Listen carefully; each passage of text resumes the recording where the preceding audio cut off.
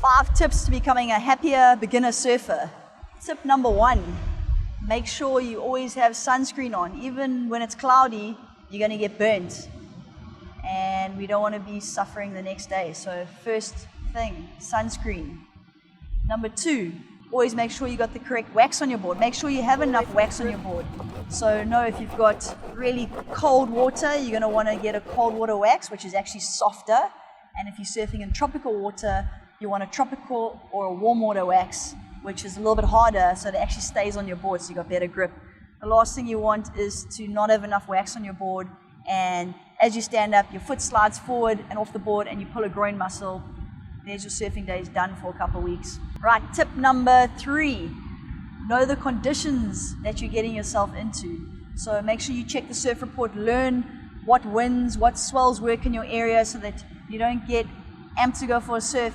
Make sure when you get down to the beach that the onshore isn't blowing. You can obviously surf with a little bit of onshore because you want to catch foamies for now, but make sure there's no blue bottles. That's obviously, when the onshore is blowing, you're more likely to get blue bottles and that's going to sting you, or jellyfish. And you want to have nice calm waves so that you're not going to get bulldozed and never want to come back to surf. Right, tip number 4, make sure you're wearing the appropriate costume. So don't come down to the beach in a tiny little bikini or board shorts that are just going to fall off you because you're going to be embarrassed and you're also not going to want to come back again.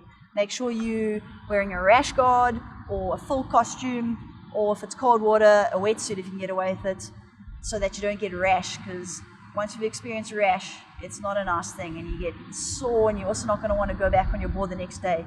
So especially the first couple times you surf, you want to wear a rash vest so that you don't get a rash. It's also going to help protect you from the sun a little bit.